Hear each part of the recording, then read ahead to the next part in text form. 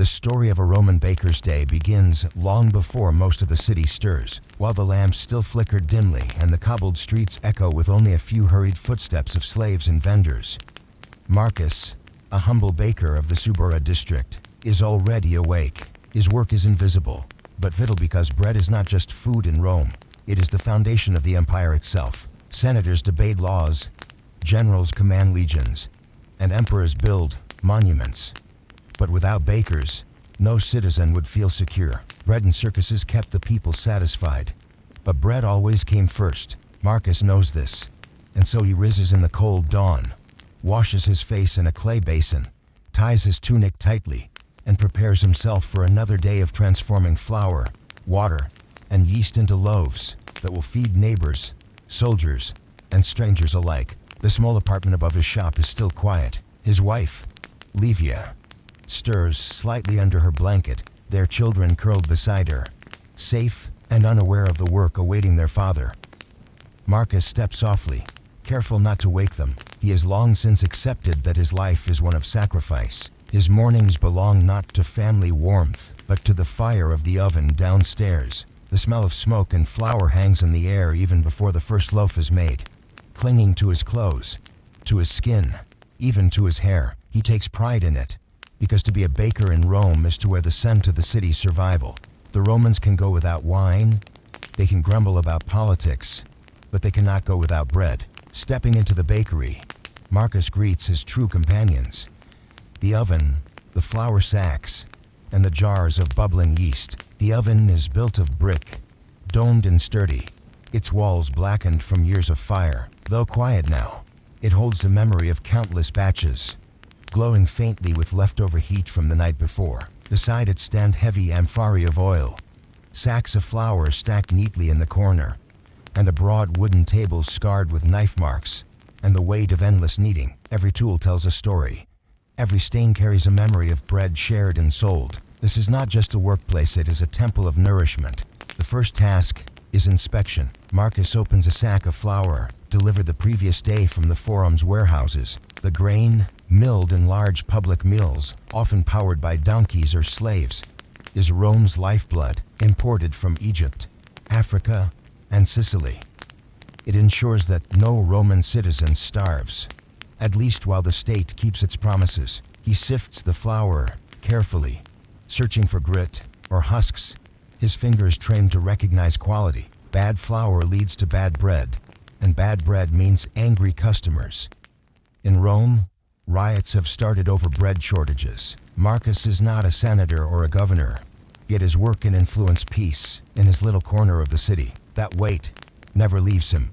With flour ready, Marcus reaches for the starter, dough, clay jar holding yeast that has been fed and preserved for months. These bubbling living culture connects each day of work to the next, a chain of continuity as reliable as Rome's aqueducts. He mixes flour, water, salt, and yeast in a wide basin, plunging his arms into the sticky mass. Kneading is physical, demanding, and rhythmic. Push, fold, turn over and over until the dough grows elastic. His muscles ache, sweat beads on his forehead even in the cool morning air. But he finds meditation in the movement. The dough begins to take shape, and so does the promise of the day's bread. The oven requires equal care. He bends to stoke the embers, adding wood until flames lick the curved walls. The oven is temperamental, sometimes too hot, sometimes too sluggish. Marcus has no thermometer. His senses are his only guide. He knows the right glow of the bricks, the right sound of a hiss when water touches the stones, the right feel of heat against his skin. Too much fire and the bread blackens. Too little and it remains pale and lifeless. To others, this might seem a guessing game. To Marcus, it is knowledge built from years of failure and correction, memory etched into his very hands. As the dough rests and rises, the city outside awakens. Through the open door of his shop, Marcus hears the creak of carts, the chatter of slaves fetching water, and the first calls of market vendors, advertising olives, wine, and vegetables. Rome hums to life like a great machine, each cog spinning in its role. But here in the bakery, the world is smaller. defined by the fire's crackle and the slow swelling of dough in clay bowls. Marcus wipes flour from his arms and smiles faintly. In this quiet before customers arrive, there is peace, fragile and rare in a city that rarely sleeps. Shaping the dough is both art and habit. Marcus divides it into portions, rolling each into round loaves. Roman bread comes in many forms, but the staple is the panis, marked with deep cuts on the surface so it can be torn evenly into pieces. Each loaf he stamps with a small seal as personal mark so buyers know which baker's hands fed their family. He sprinkles a little flour on top, not for taste but for tradition, and sets them on wooden boards, ready for the oven. These small acts of care separate good bakers from careless ones. Bread is not just fuel, it carries pride, identity, and trust. Sliding the loaves into the oven requires precision, using a long wooden paddle. Marcus places each loaf carefully against the heated bricks, arranging them so the heat will spread evenly. The oven door closes with a heavy thud, and for a moment, there's nothing to do but wait. Then it begins the magical transformation. The dough expands, crusts form, and the scent of baking bread fills the air. It drifts into the street, reaching neighbors before sunrise, drawing curious glances from that smell, Marcus knows, is more powerful than any advertisement. It awakens hunger, softens moods, and announces to the world the fresh bread is coming. Leaning on his paddle, Marcus breathes in the aroma of yeast and fire. It is the same smell he has known since his youth, when he apprenticed under an older baker who taught him that patience and precision make the difference between an average loaf and a memorable one. He remembers his master's words: "The baker's hands feed more Romans than a general's sword." Marcus chuckles quietly at the thought. Empires may be won in war, but they are sustained in bread. And so, as the loaves rise in the oven, Marcus prepares for the day ahead, knowing that his work, too humble, touches lives in ways even emperors envy.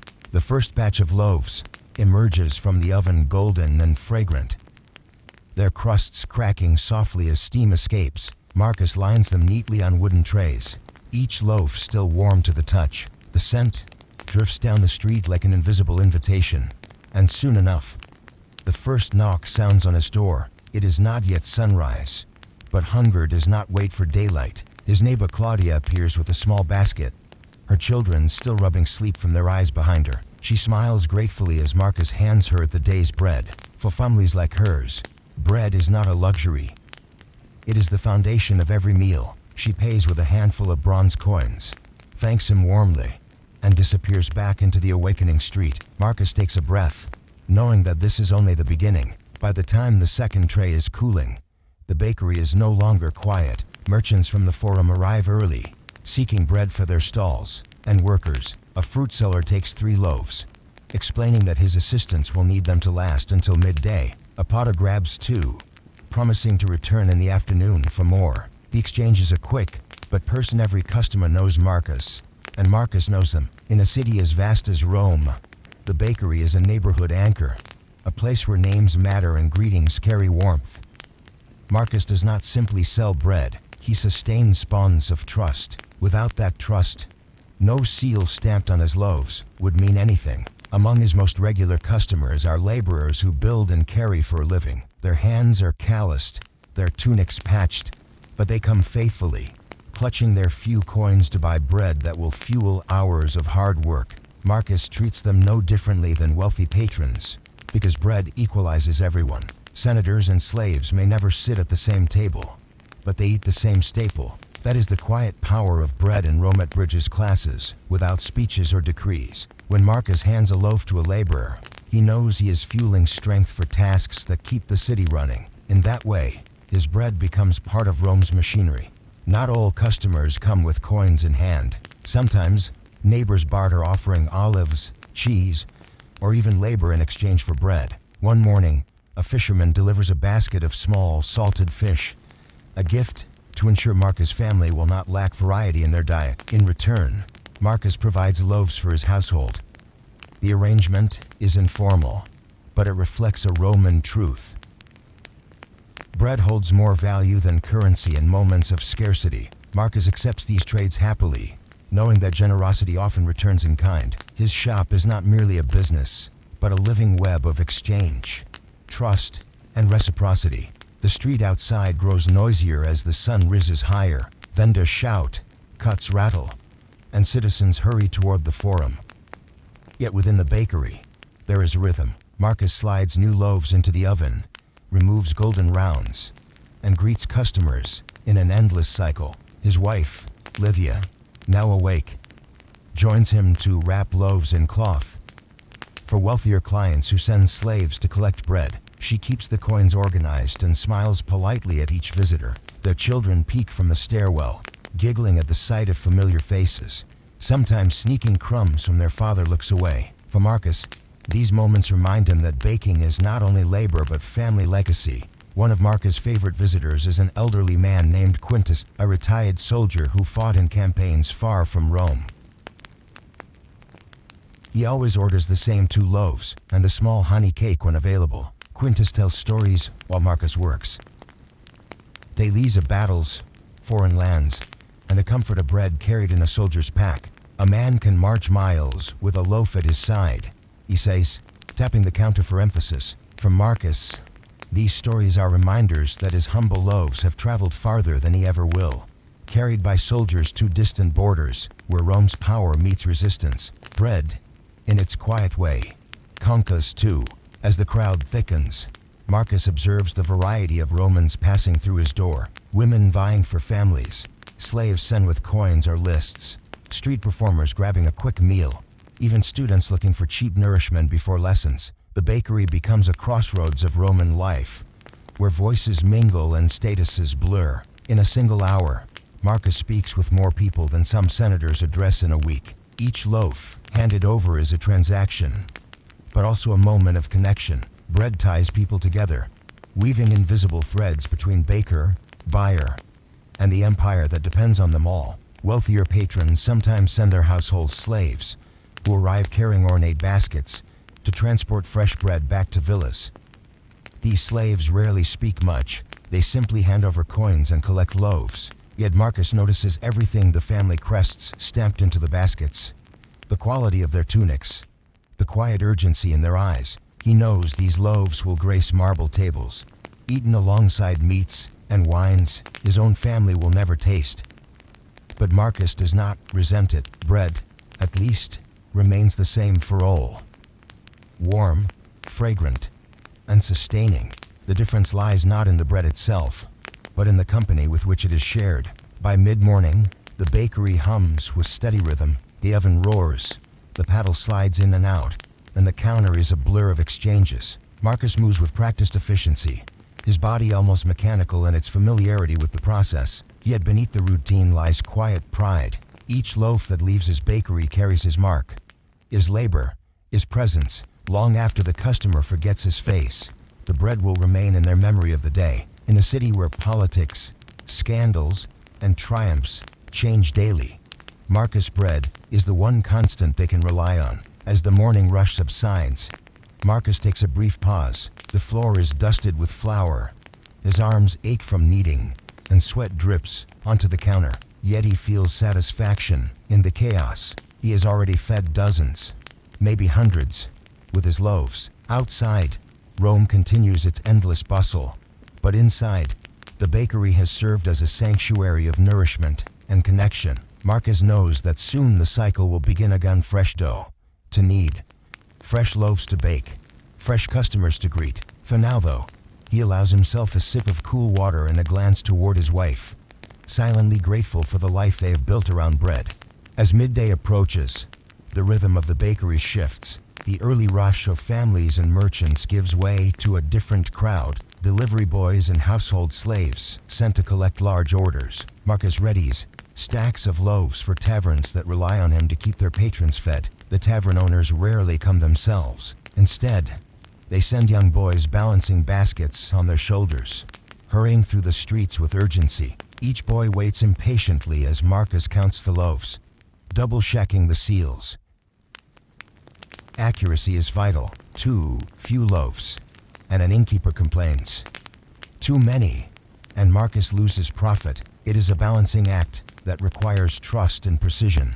one that has kept him in business for years. Some orders are more elaborate. Wealthy households often request bread baked with addition seeds, herbs, or even honey for a touch of sweetness. These requests break the monotony of standard loaves, allowing Marcus to show artistry. He mixes fennel or sesame into the dough, crafting bread that carries aromas beyond the ordinary. A noblewoman's steward collects these loaves, leaving coins that glimmer brighter than the bronze of poorer customers. Marcus appreciates the payment, but he knows such wealth is fickle. Today, a noble favors him. Tomorrow, she may switch to another baker. Loyalty in the upper class is fragile, but bread for the common people is eternal. The connection between bread and politics cannot be ignored. Marcus often hears whispers while serving customers. Senators debating grain imports, tribunes warning of shortages, citizens grumbling about prices. Bread riots are part of Roman history, and Marcus knows that his humble bakery sits at the heart of this tension. A shortage of flour could spark anger, while a surplus brings peace. Sometimes, during political unrest, bakers like Marcus are pressured to lower prices or distribute loaves for free under government orders. He obeys when necessary, but he knows one truth. In Rome, control of bread often means control of the people. Festivals bring their own demands. During Saturnalia or other holidays, the appetite for bread doubles. Marcus and Livia prepare days in advance, ordering extra flour and working long into the night. Special bread sweetened with honey, shaped with decorative cuts, sprinkled with poppy seeds become symbols of celebration. Customers line up not only for sustenance but for treats that mark the season. Children giggle as they clutch sweet loaves, while parents smile with rare indulgence. In these moments, Marcus feels pride, for his work adds flavor to Rome's joy. Bread becomes more than food. It becomes tradition, celebration, even memory. Deliveries to public events are the most demanding. Sometimes, magistrates or wealthy patrons sponsor games or gatherings, providing bread as part of their generosity. Marcus is contracted to supply hundreds of loaves. His small bakery suddenly thrust into the scale of a factory. He and his helpers labor without pause, hands raw from kneading, arms sore from lifting. The reward is substantial payment and recognition, but the pressure is immense. They cannot fail because failure would mean public humiliation. To feed a festival is to step briefly into history, remembered not for speeches or battles, but for the loaves that kept crowds satisfied. The midday sun casts light into the bakery's doorway, illuminating the flour dust that floats like snow.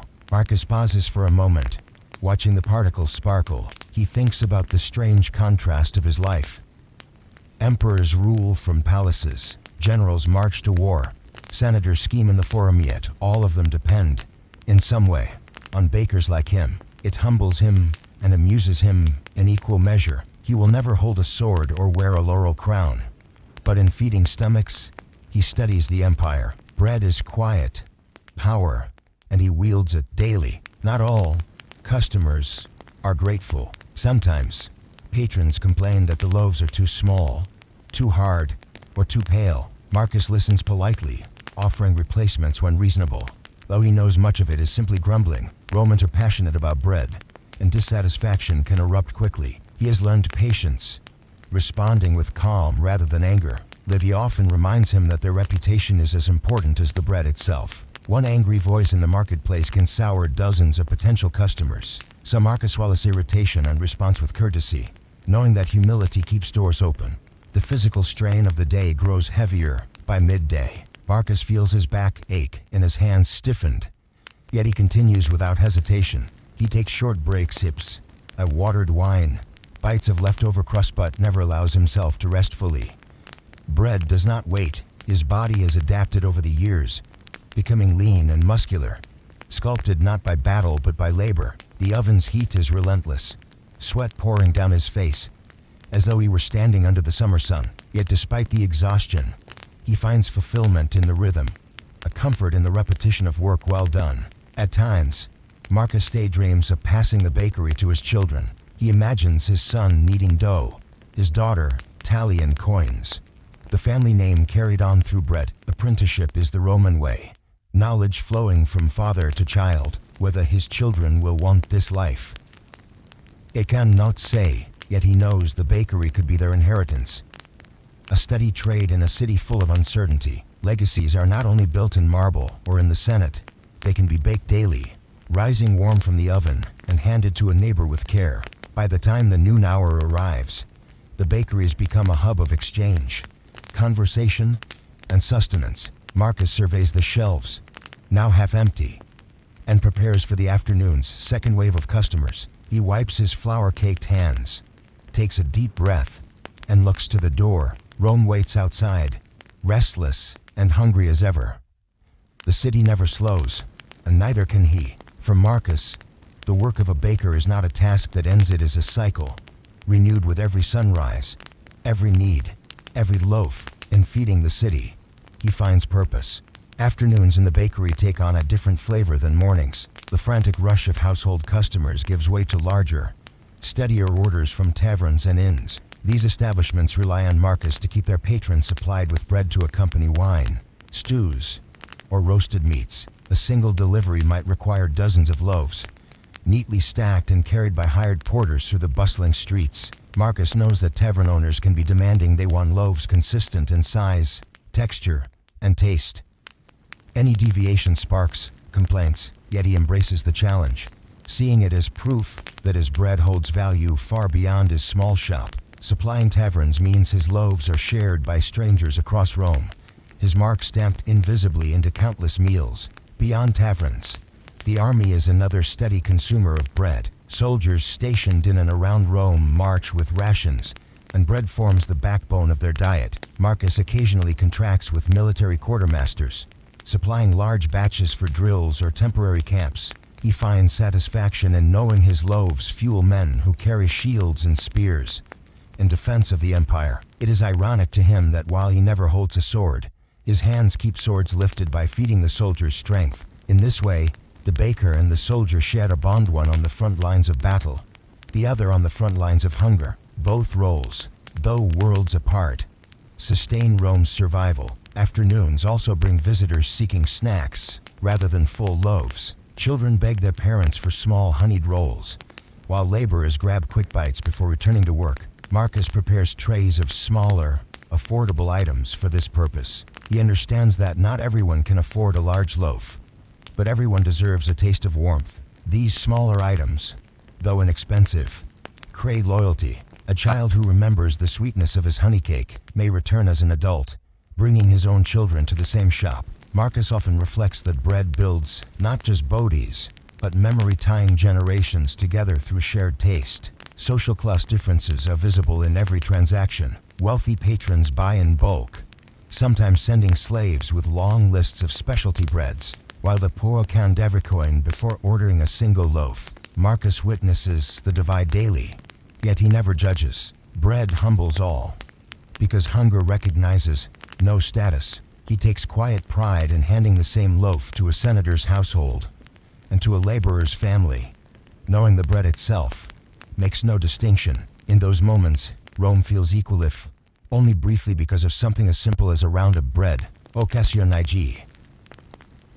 Marcus encounters corruption. Officials tasked with distributing subsidized grain sometimes hoard or sell portions for profit, leaving shortages for honest bakers. Marcus must navigate this reality carefully, paying small bribes at times to ensure steady supply. He despises the practice, yet he knows survival requires compromise. He consoles himself with the belief that his ultimate loyalty is not to corrupt officials but to the people who depend on him. The baker's honor, he thinks, lies in feeding mouths, not in pretending Rome is free of injustice. As the sun lowers, the bakery grows warm with accumulated heat. Marcus wipes sweat from his brow, shoulders aching from hours of kneading and lifting. Yet, despite fatigue, he feels fulfillment in his craft. The oven glows steadily, like the heart of the bakery, and the smell of bread lingers on every surface. In these quiet moments, he reflects on the strange duality of his life. He's both invisible and essential. Emperors may ignore bakers, but without bakers, emperors face angry, hungry mobs. His power is silent, but it is real. The community spirit around the bakery is strongest in the afternoons. Neighbors linger longer, chatting as they wait for loaves. Children chase each other near the doorway, their laughter mixing with the crackle of the fire. Gossip flows as freely as coins rumors of Senate debates, gladiatorial games, or military campaigns. Marcus listens without comment, content to let others speculate while he focuses on his craft. Yet he knows that in Rome, information is as nourishing as bread, and the bakery often doubles as a hub for neighborhood news. Sometimes, philosophers or students stop by, their tunics dusty with chalk or ink, their minds alive with questions. They speak about justice, virtue, or the destiny of Rome while buying simple bread. Marcus listens with polite amusement, though he rarely engages. For him, philosophy is abstract. Bread is tangible. Still, he admires their passion, and he marvels at how his bakery can serve as a meeting point for both lofty thinkers and humble laborers. Bread sustains both, reminding Marcus that ideas may guide Rome, but bread keeps Rome alive to hear them. On rare afternoons, inspectors from the Bakers' Guild visit, checking weights and measures to ensure fairness. Marcus greets them respectfully, confident in his honesty.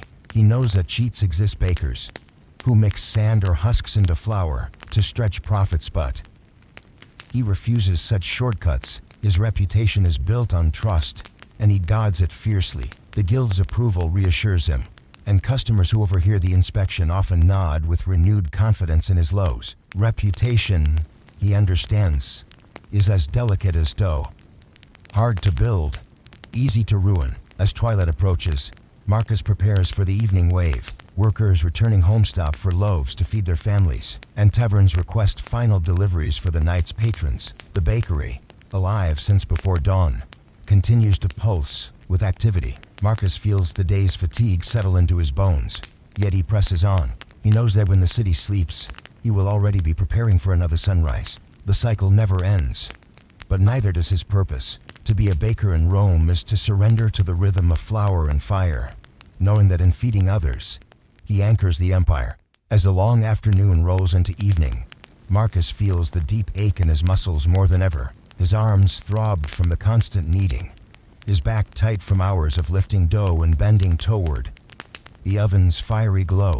Yet the work refuses to pause. Even as shadows lengthen across the cobblestones outside, people still file in, eager to secure loaves for their families' suppers. Tavern runners arrive with urgent expressions, demanding just a few more loaves for the night's crowd. Families, tied from their own labors, clutch coins and baskets, knowing that without bread the evening meal feels incomplete. Marcus pushes through the exhaustion with quiet determination, aware that his fatigue is invisible to customers who see only the warm crusts and golden color of the bread. He thinks of the thousands of hands reaching for loaves across the city, each one dependent on someone like him. Though he is weary, Marcus keeps moving, because a baker cannot simply stop when hungry mouths wait. His reward is not applause or public recognition, but the simple knowledge that the bread leaving his shop will soften the hardships of Roman life, one meal at a time. By the late hours of the afternoon, the bakery finally begins to quiet. The once constant flow of people dwindles to a few stragglers.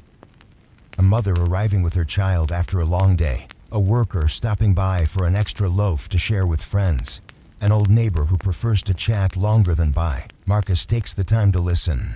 Even when tired, he laughs politely at jokes, offers advice about storing bread to keep it fresh, and gives away a small roll to a beggar leaning quietly against the doorway. In these exchanges, Marcus sees clearly that his work is not just about coins and transactions. Each loaf holds the potential to be comfort, kindness, or a bridge between people. Bread nourishes, but it also communicates care. In the bakery's calm after the storm, Marcus reflects that flour, water, and fire create more than sustenance.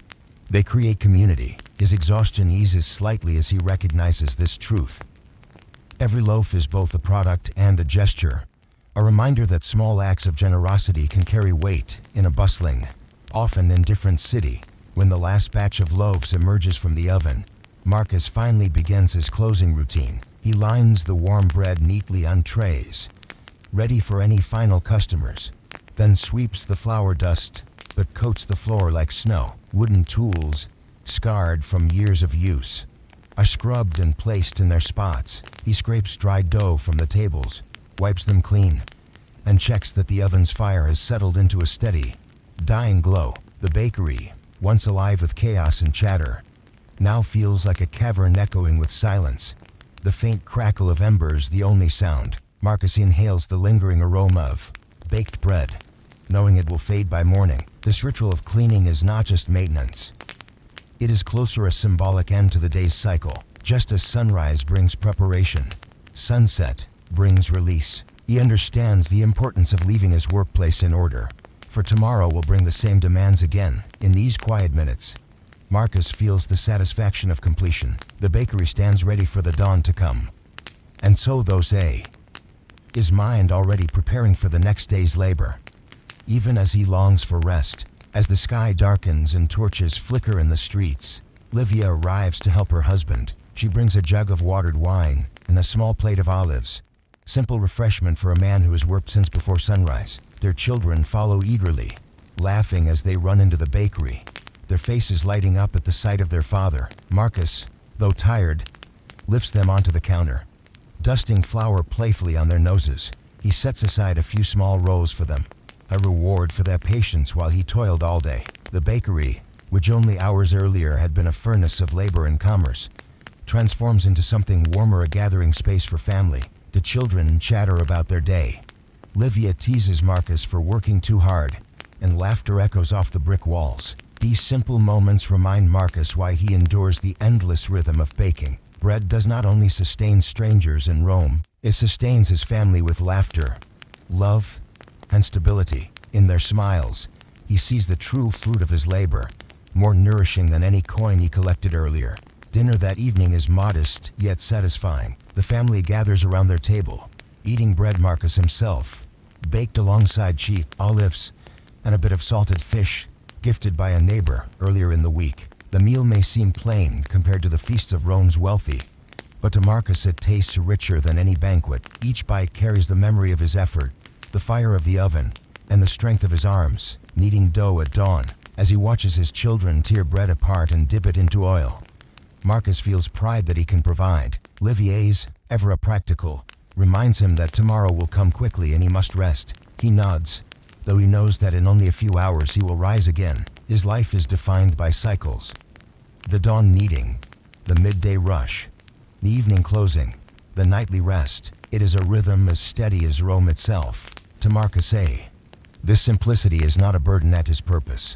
After-supper neighbors occasionally stop by with small offerings or requests. One might bring figs as thanks for a loaf Marcus gave earlier. Another might ask advice about storing grain during damp weather. These informal exchanges weave Marcus more tightly into the fabric of his community. The bakery is not only a shop but a social hub, a place where people share more than money. Marcus understands that bread carries invisible value: trust, friendship, goodwill. He takes pride in knowing his family is respected because of his work. Though his name may never appear in the Senate rolls, his presence is felt on every street where his loaves are eaten. In that quiet recognition lies a form of honor no monument could ever match. He smiles at the thought, feeling richer in community than many nobles are in gold. As night deepens, Rome itself seems to exhale. The vendors' shouts fade, the clatter of carts dies away, and even the ever-present hum of the forum softens into silence. Marcus steps outside his bakery, leaning against the doorway as he gazes at the stars, peeking faintly above the rooftops. A breath seen filling his lungs with the mingled scent of ash and lingering bread. In this rare moment of calm, he feels a connection to the city that transcends class or status. Rome is vast, full of grandeur and power, yet it rests upon countless small lives like his. He is just one baker among many, yet together they hold the city steady. Without their loaves, senators would argue on empty stomachs, soldiers would march without energy, and children would go to bed hungry. This thought humbles Marcus, yet it also strengthens him. His work, though invisible, pulses through the veins of Rome. Often, Marcus reflects on the irony of legacy. Emperors are immortalized in marble statues, generals are honored in triumphal arches, poets in scrolls. But bakers, their names rarely endure beyond their neighborhood. Flour dust disappears as quickly as it settles. Yet Marcus feels no envy. He believes true legacy lies not in monuments, but in the nourishment given daily the unseen support that allows others to pursue greatness. Perhaps in centuries to come, no one will know the name Marcus a baker, but countless lives he touched with his bread, children who grew strong, workers who endured, soldiers who marched correct. His influence quietly forward. His is a legacy of sustenance, humble yet eternal, carried not in stone but in human lives. Before bed, Marcus returns to one last ritual. Tending the starter dough. In a small clay jar rests the bubbling yeast culture that links today's bread to tomorrow's. He feeds it carefully with flour and water, stirring it gently until it breathes again with life. Covering it with cloth, he places it in its corner, whispering almost unconsciously, "Grow strong for tomorrow." This starter is more than yeast, it is continuity. A living chain connecting his labor across weeks, months, years. As long as it survives, so does his bakery.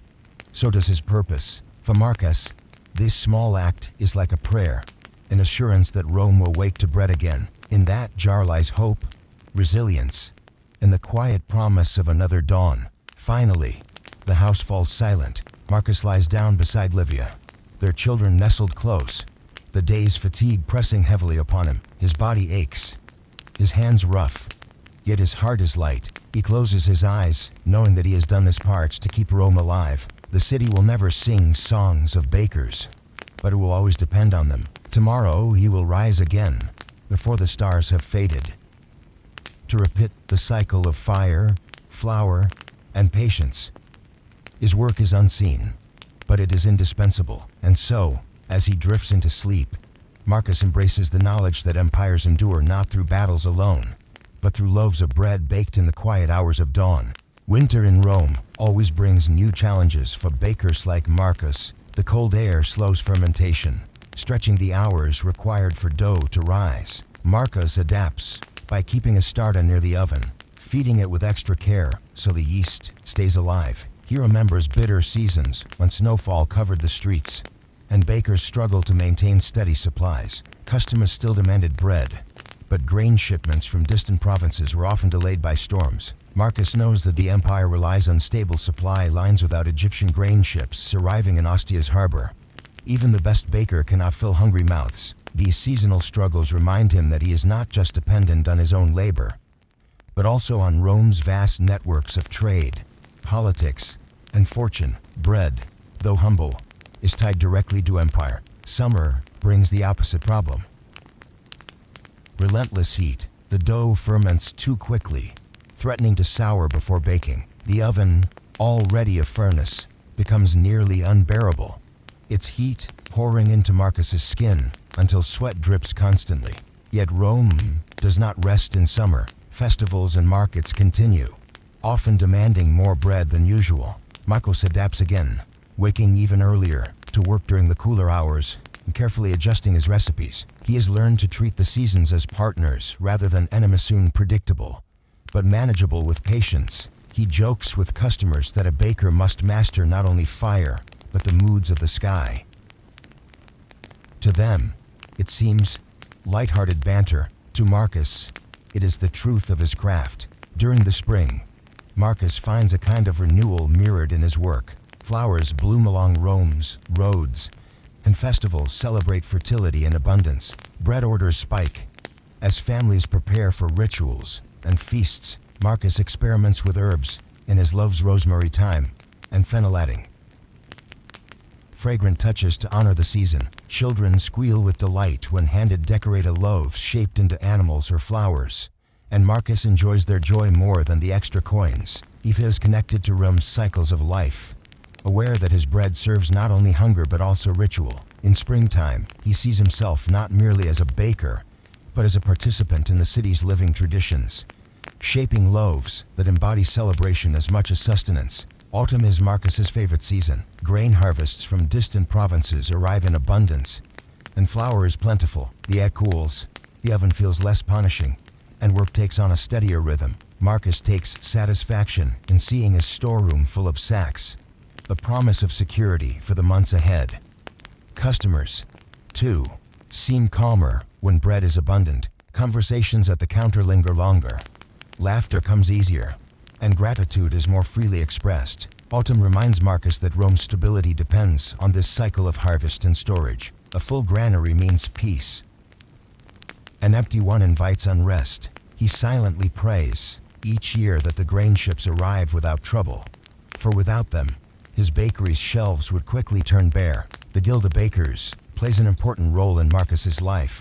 It regulates prices, checks weights, and ensures no baker cheats customers by stretching dough with husks or sand. Inspectors occasionally stop by, their presence a mix of reassurance and pressure. Marcus respects the guild, even if its leaders sometimes act more like politicians than craftsmen. He knows the guild protects him from rivals undercutting prices unfairly, and it gives his bakery legitimacy in the eyes of customers. Still, he prefers the simplicity of his own oven, his own hands, and his own honesty. He trusts that his reputation among neighbors speaks louder than any seal of approval from officials. Marcus has built strong relationships with his neighbors over the years. They rely on his bread, but he relies on that trust and goodwill. A butcher occasionally drops off scraps of meat as thanks for a loaf. A vintner brings a jug of sour wine, good enough for mixing with water during hot afternoons. Mothers send their children with baskets, confident Marcus will treat them kindly.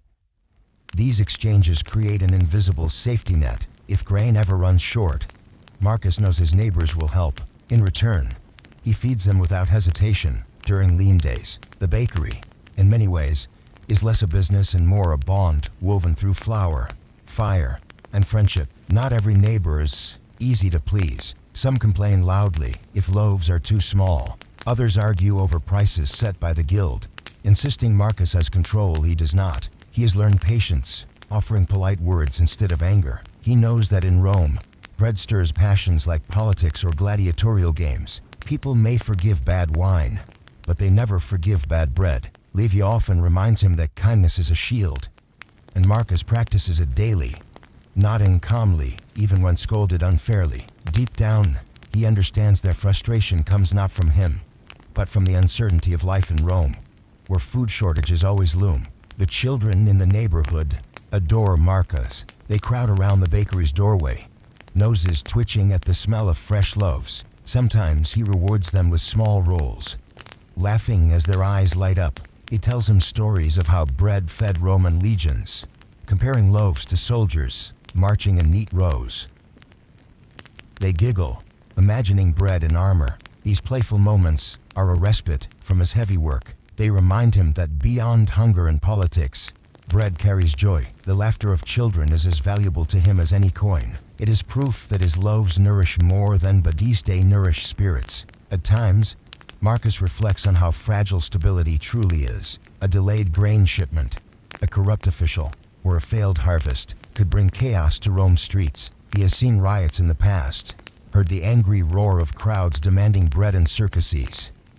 He shudders at the memory, aware that his bakery, though small, is tied to forces far larger than himself. Yet, he refuses to let fear dominate. Each day, he does what he can.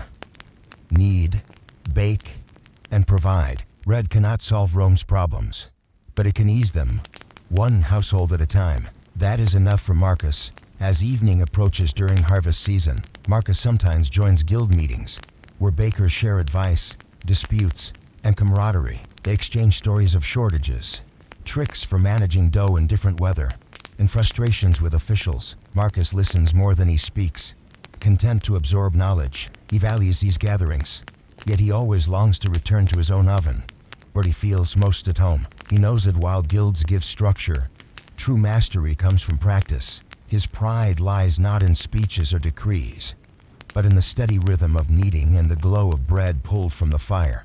The marketplace is the beating heart of Rome, and Marcus often walks through it to deliver bread or collect supplies. The noise is overwhelming: merchants shouting, animals braying, and customers haggling for better prices. Yet amid the chaos, the faint, comforting scent of bread drifts through the air. Sometimes Marcus recognizes his own loaves, purchased earlier and now resold by taverns or market vendors. He pauses to watch strangers tear off pieces to dip in olive oil or share with friends. It fills him with quiet pride. The bread that began in his small, smoky bakery has traveled into the wider rhythm of the city. He realizes that while senators debate lofty laws, real Rome happens here.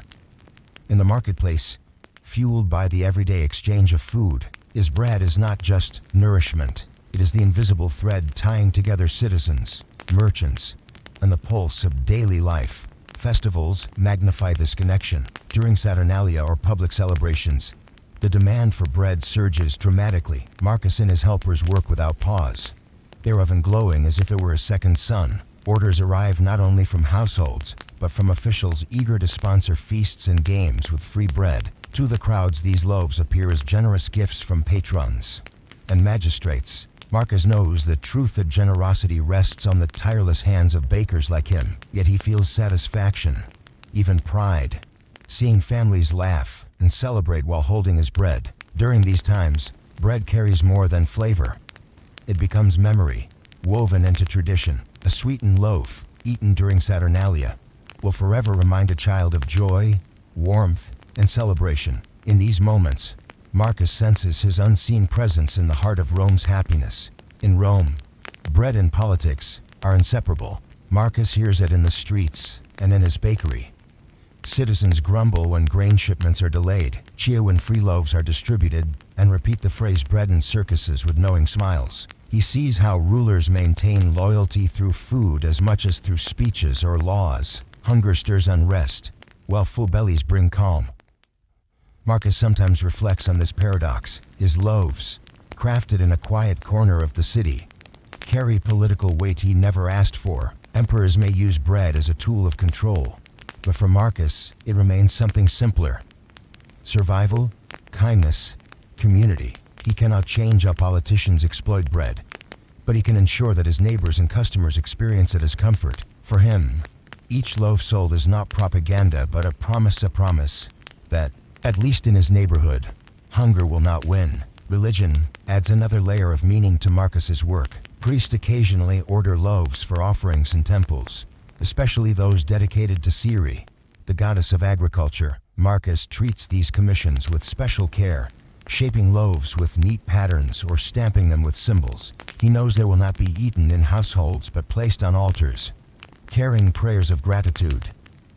This humbles him deeply. To think that something as simple as flour and water, transformed by his hands, could rise into the realm of the divine is astonishing. For Marcus, these moments elevate his profession beyond commerce. He is not just feeding bodies, but supporting Rome's spiritual life. Each offering reminds him that bread serves multiple purposes. It is daily sustenance, community glue, and a bridge between mortals and gods. This sacred connection makes his labor feel timeless. Part of Rome's eternal rhythm, public entertainments also tie into bread, though in a different way. Crowds gather in theaters and amphitheaters to watch performances or games, and part of the spectacle is always food. Officials distribute loaves freely, ensuring citizens leave with full stomachs as well as stories of what they saw. Marcus knows that sometimes his own bread is among those handed out. Though he does not attend such events often, he imagines his loaves being broken and shared across rows of cheering citizens. To him, the bread is a silent participant, part of the ritual of enjoyment and distraction. He has mixed feelings. Pride that his bread reaches thousands, unease at knowing it can also be used to divert attention from deeper issues. Still, he accepts this dual role. Bread is versatile. It can comfort, unite, celebrate, or distract, yet always it sustains. The Forum, Rome's political heart, also echoes with the language of bread. Politicians deliver speeches about grain imports, supply quotes, and fair distribution. Marcus sometimes overhears while passing by, bread baskets in hand. He smiles at the irony. Senators in fine togas argue endlessly about something he handles every day with his bare, flour-dusted hands. He knows their policies matter, yet he also knows the truth if flour stops flowing into Rome, all their eloquence is worthless. Bread is the foundation of politics. Though rarely acknowledged as such, Marcus carries his knowledge quietly, amused by the thought that the stability of Rome rests not on marble statues or fiery speeches, but on something as humble as the round loaves cooling in his bakery. At times, Marcus reflects on the divide between two Romes: the grand empire of generals, temples, and senators, and the humble city of bakers, butchers, and families. Bread is the bridge connecting them. A senator's villa may overflow with delicacies, but his household still depends on loaves each morning. A soldier may march proudly to foreign lands, but he marches best with bread tucked in his satchel. Marcus sees himself as a craftsman who links both worlds. His bread is eaten by nobles and laborers alike, crossing class lines silently. In this, he feels both small and important. He does not command armies or shape laws, yet his loaves shape lives. Rome's grandeur may shine in marble, but its true strength lies in the bread that fuels its people. Bread even finds its way into the culture of jokes and sayings. Children chant playful rhymes about bakers who oversleep, warning that late loaves bring empty stomachs. Adults tease that a man's character can be judged by the crust of his bread, firm, soft, or flaky. Marcus chuckles at these proverbs, knowing they reveal how deeply bread is woven into Roman thought. He does not take offense. Instead, he feels a sense of pride that bakers are part of the city's humor, part of its everyday identity. All poets may be remembered in scrolls. Bakers are remembered in laughter and daily speech.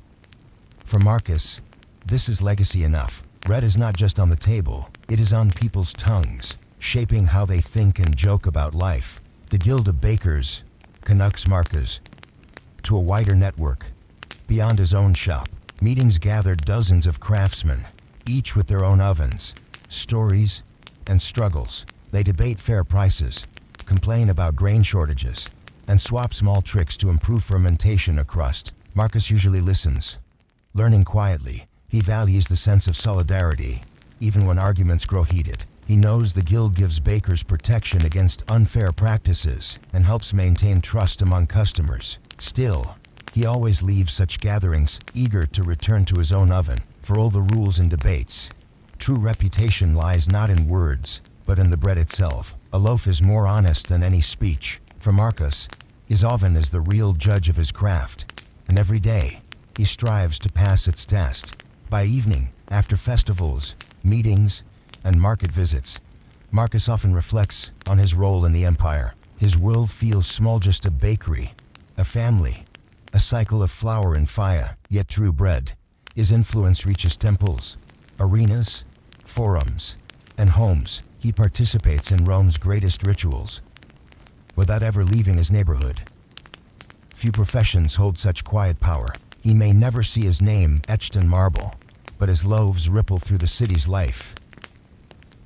In this paradox, being invisible yet essential, Marcus finds peace. His hands shape the bread, but the bread shapes Rome. As long as ovens glow, his unseen legacy will endure in every crumb consumed by the empire. Marcus often thinks about his father, who was also a baker in a smaller town outside Rome. As a boy, Marcus would watch him rise before dawn, his hands already white with flour as he worked. Those memories return every morning when Marcus kneads dough, the rhythm echoing lessons long ago. His father had once said, "Bread is not just food, son, it is dignity." Now, years later, Marcus feels those words deeply. Every loaf he bakes connects him to his father's legacy, carrying forward a family tradition. He imagines his own children one day standing in the same flour-dusted room, continuing the cycle. For Marcus, this continuity is a kind of family is the heart of Marcus's life, though his work often keeps him apart from them. He rises before his children wake, and sometimes returns to bed after they sleep. Yet when they run into the bakery, giggling and playing with flour, he feels joy that erases fatigue. His wife, Livia, supports him tirelessly, organizing sales, balancing coins, and keeping their home warm. In quiet moments, Marcus reflects that his bread feeds Rome, but his family feeds his soul. Without them, the bakery would be only fire and stone. With them, it becomes life, love, and purpose. Their laughter, more than any coin, is the true reward for his endless labor. At times, Marcus worries about the future. Grain shipments may falter, officials may demand unfair quotas, or illness may strike his family. These fears weigh heavily in the silent hours of night. When he tends the starter dough, he wonders what would happen if he could no longer bake. Yet these thoughts also strengthen his resolve. He works harder, saves what he can, and teaches his children small lessons about responsibility. To him, resilience is like yeast. It may seem fragile, but it grows and sustains life if nurtured. This belief keeps him steady, even when uncertainty surrounds him. There are days when exhaustion nearly breaks him. The oven feels hotter than usual, his arms heavy, his patience stretched thin by demanding customers. On such days, Marcus remembers why he bakes. He pictures the old soldier, Quintus, smiling as he buys his daily loaf. He recalls the children's laughter as they receive small rolls. He thinks of his wife's grateful smile when he brings bread to the family table. These images rekindle his strength.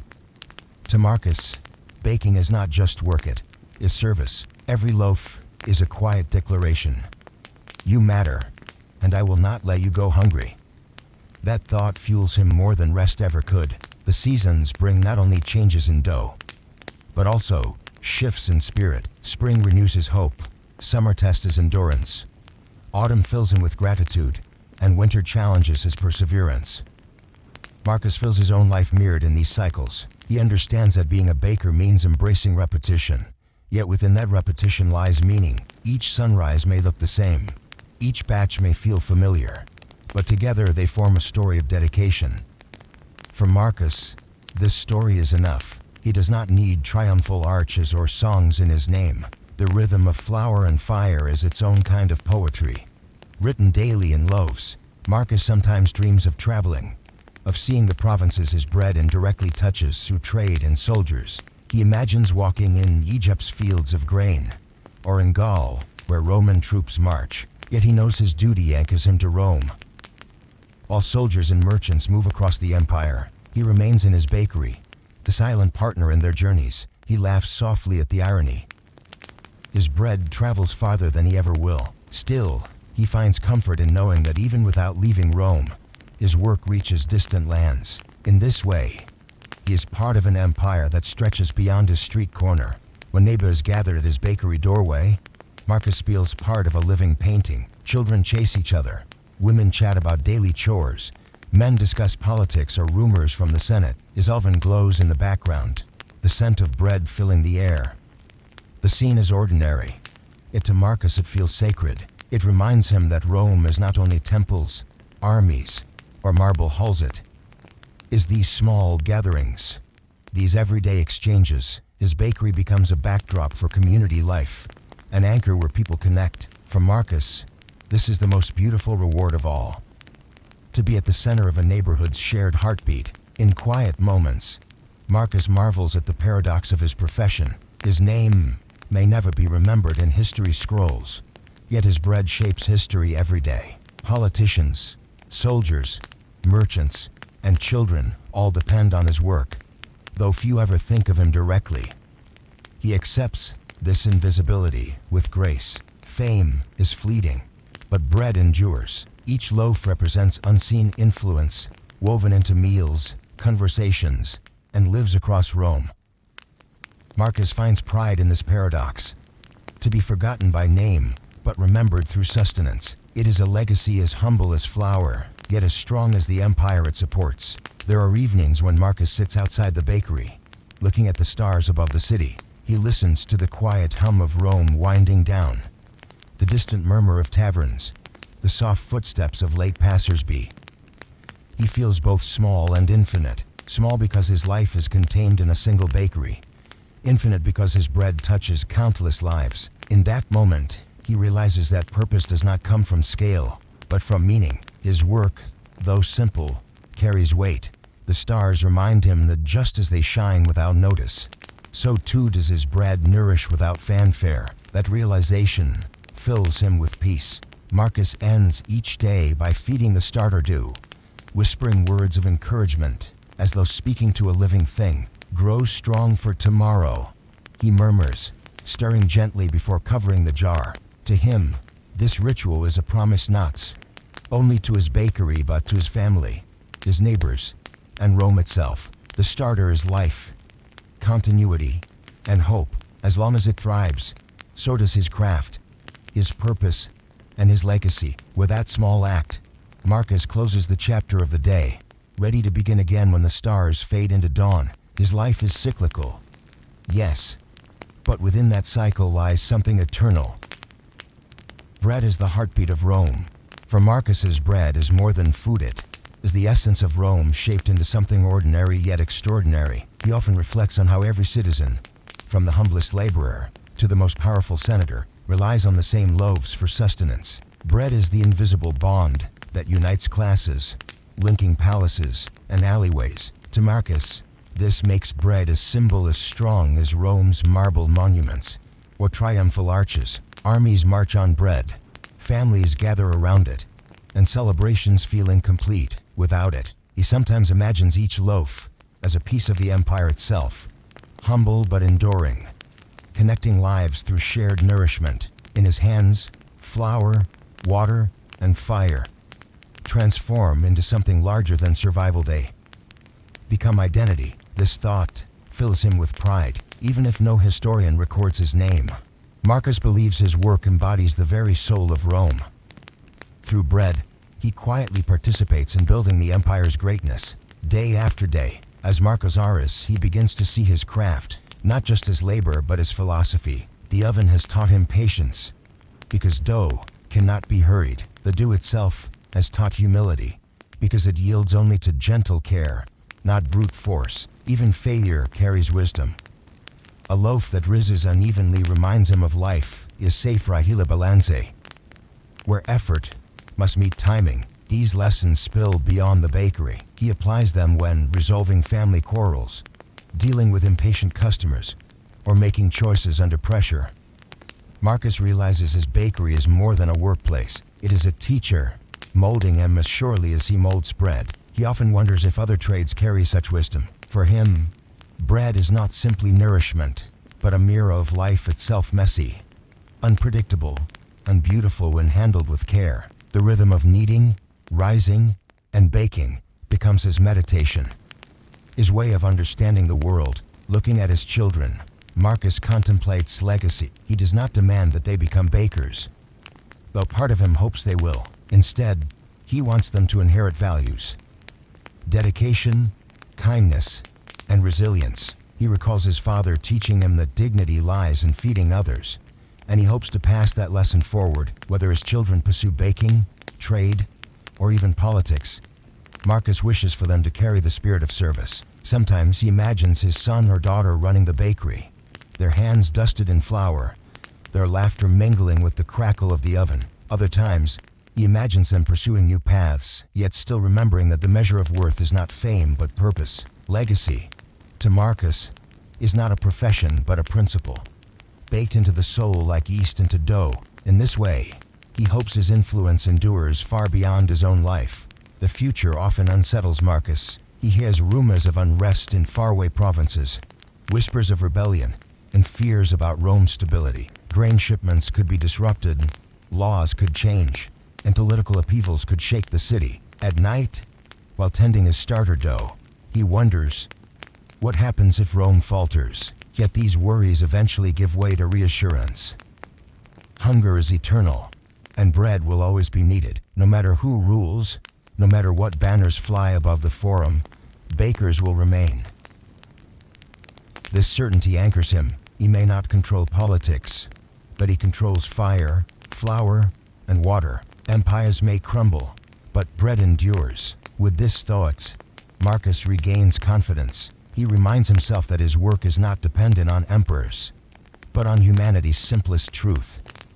People must eat. That truth makes him essential, no matter how the tides of history shift. To Marcus, bread becomes a metaphor for unity. He often imagines Rome as one great loaf, with each citizen a grain of flour. Alone, a grain is fragile and insignificant. Together, they create strength, nourishment, and permanence. He likes this vision because it honors both individuals and the collective. Rome's greatness is not built only on marble or legions, but on people who contribute daily, like flour or joining with water. This metaphor comforts him during hard days. When a batch burns or a customer complains, he remembers that every effort, even small, contributes to something larger. Just as flour disappears into dough, his daily work disappears into the fabric of Rome. Yet without him, the fabric would weaken. In this way, Marcus sees his bakery as both humble and vital, a symbol of the empire's strength through unity. The quiet nights, after the oven cools, are Marcus's favorite time to reflect. Sitting in the glow of fading embers, he reviews the day. The smiles of customers, the laughter of children, the aroma of perfectly baked loaves. He realizes happiness is not in grand achievements but in small fulfillments. His body may ache, but his spirit feels steady. The bakery gives him rhythm, meaning, and peace. Sometimes he imagines trading places with a senator or a wealthy merchant, yet he quickly dismisses the thought. Their lives may shine with luxury, but do they feel this quiet satisfaction? For Marcus, the glow of his oven is worth more than marble halls. In its warmth, he finds purpose, and in its silence, he finds joy. The bakery is not just his livelihood, it is his sanctuary, a temple of fire and bread. Marcus sometimes wonders if history will remember bakers. He knows scrolls and statues immortalize emperors, generals, and poets, while craftsmen fade into anonymity. Still, he dreams that future generations might honor the unseen workers who sustained Rome. Perhaps his name will vanish, but maybe his essence lives on in the tradition of baking. He imagines a child centuries later eating bread in a far-off land, unaware that the practice traces back to men like him. That thought comforts him. Fame is fleeting, but influence lingers quietly through habits, traditions, and nourishment. Marcus accepts this trade. He does not need scrolls to record his deeds. His satisfaction comes from knowing that his labor sustains people today, shaping lives in ways no historian could measure. Oblivion does not frighten him. Irrelevance does. And bread ensures he is never irrelevant.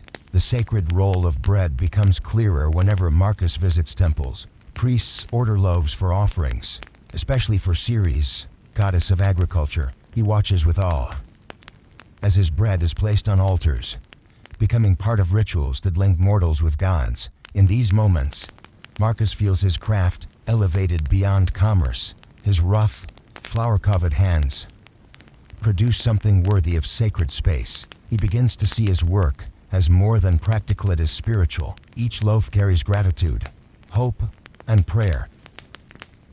This perspective changes him. Even on exhausting days, he views his labor as devotion, not drudgery. His bakery transforms in his mind into a temple. His oven, a sacred fire. Bread becomes his daily offering, not just to customers, but to life itself. This realization deepens his pride and gives him strength to continue through every challenge. Travelers who stop at his bakery feed Marcus's imagination. They tell tales of distant provinces, fertile fields in Egypt, and rugged landscapes in Gaul. As he listens, Marcus realizes bread connects all these worlds. Soldiers eat it in camps, farmers bake it in villages, and merchants carry it on journeys. Though recipes differ, the essence is universal. Bread unites humanity across borders. This thought excites him. Though he has never left Rome, his craft ties him to places he will never see. He laughs softly at the irony. His loaves travel farther than he ever will. Yet instead of envy, he feels gratitude. His work, grounded in one corner of Rome, is part of a larger story, the shared human story of hunger and sustenance. This connection makes his labor feel vast, as though he participates in a global community without leaving home. By the end of each day, when Marcus finally lies down to rest, he feels both weary and fulfilled. His muscles ache, yet his heart feels steady. Tomorrow would demand the same effort, more flour to grind, more dough to knead, more loaves to bake. Yet he welcomes the repetition. For him, routine is not burden, but blessing. Every dawn is another chance to shape dough, to serve neighbors, to nourish Rome. His life may not be extraordinary in the eyes of history, but it is rich in meaning. Marcus believes greatness lies not in conquest or wealth, but in service. Bread is his service, his gift, his legacy, and in that simple truth, he finds peace. He closes his eyes, knowing that while emperors chase glory, his hands have already touched eternity through loaves shared across Rome. Marcus often feels that his whole life has been written in the language of bread. From the days when he was a boy peeking at his father's work, watching hands turn flour into dough, to his present life in Rome where the oven is his daily companion. Bread is the ink of his story. Sometimes he wonders if destiny chose him or if he chose it. But in truth, it no longer matters. Each loaf is a line in his biography. Each crust a chapter. He doesn't need marble statues or scrolls with his name written. His legacy is alive in the people he feeds. For Marcus, greatness is not the noise of fame but the quiet assurance that mothers, children, soldiers, and merchants carry his bread in their lives. In those moments, he realizes he belongs to Rome not as a conqueror or senator, but as a silent sustainer, a humble craftsman who shapes identity through nourishment. The spiritual side of baking deepens with age. Marcus sees each loaf as a transformation, almost miraculous. Flour and water, ordinary and fragile, enter his hands and emerge as food that sustains life. That shift feels sacred. He begins to view the bakery as more than a workplace.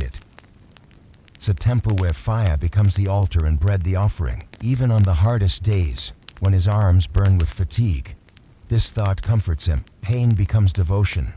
Repetition becomes a ritual. When customers bite into his bread, Marcus imagines it as a blessing disguised as nourishment. He finds peace, knowing that through his oven, he joins in an eternal rhythm older than Rome itself. Baking becomes not just survival, but worship and everyday practice that connects him to God's people and time itself. Marcus often reflects on the bridge between past, present, and future. He feels his father's presence every time he kneads, as though his hands echo generations gone by, teaching his children how to sift flour or shape rolls. He imagines an unbroken chain that may stretch forward for centuries. Ignos, Roma power will not last forever, no. Empire ever does, yet bread will endure. Empires collapse, statues crumble, languages vanish, but bread continues because hunger never leaves. This thought reassures him that his work is not bound to politics, but to humanity's core. In his chain, A is one link, but a necessary one. Each loaf he bakes is not just food, but continuity. Proof that life persists through cycles. This knowledge turns even his simplest days into history. An invisible thread tying past and future together. Humility, Marcus realizes, is as vital as yeast. He is rarely thanked beyond a quick nod, and his name will never echo in public speeches. But he has learned to embrace invisibility. Bread may disappear within hours, yet its impact lingers in bodies and conversations. That invisible endurance is enough. He does not need applause or recognition. His purpose is fulfilled in the act itself. Fame can be carved in stone, but stones erode. Bread is eaten, but its memory lingers through strength and comfort. To Marcus, quiet, lasting influence is more meaningful than marble. He finds joy in knowing that his work matters even when no one notices, because nourishment itself is proof of his impact. Sometimes Marcus imagines himself standing in the Roman Forum, speaking like a philosopher rather than a baker. He would tell senators that patience, unity, and resilience can be learned from a loaf of bread. He would explain that Rome's power depends less on laws than on ovens working quietly in the night. Yet he laughs at the thought, for he prefers action over words. His bakery is his forum, his loaves, his speeches. Each crust, each crumb, delivers a truth about endurance, care, and service. He believes that wisdom does not always need scrolls or grand gestures. Sometimes it lives in the small rituals repeated every day. Through bread, Marcus preaches silently to Rome, leaving lessons baked in warmth rather than carved in marble.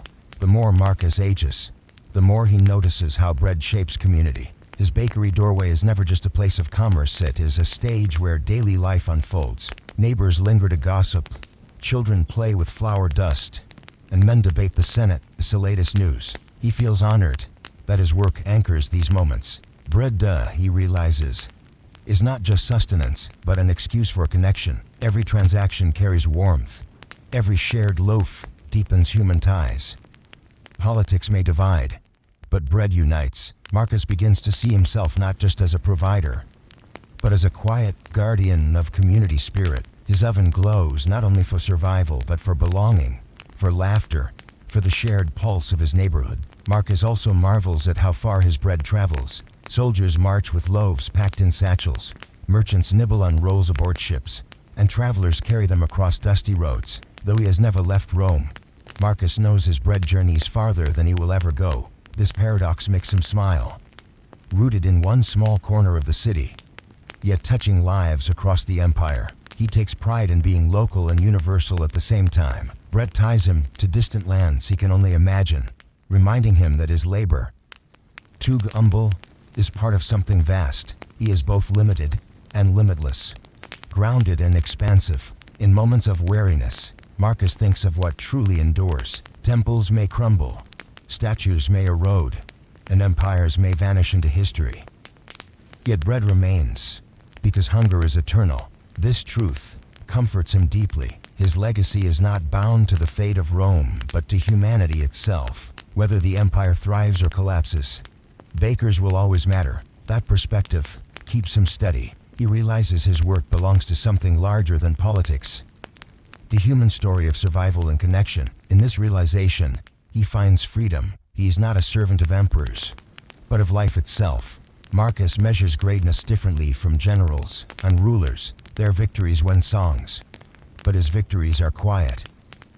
An empty stomach filled, a family smiling at supper, a child carrying a fresh roll home. To him, these are triumphs worth more than conquests. Bread may not win glory, but it wins hearts. It is an act of compassion disguised as food. Marcus believes that love expressed through service is the purest form of greatness. Conquest fades, but kindness lingers in memory. Through bread, he practices greatness every day, even if no one names it as such. Looking back, Marcus feels no regret. His life has been hard, filled with early mornings, aching muscles, and endless repetition, yet also filled with meaning. He has built not just loaves, but trust. Not just a bakery, but a community. History may never mention him, but his legacy exists in every stomach satisfied, every child laughing with a piece of bread in hand. For Marcus, that is enough. He lies down each night in peace, knowing his services mattered. Through bread, he has given Rome something greater than wealth or power. Sustenance, comfort, and care, and in that gift, he has found eternity.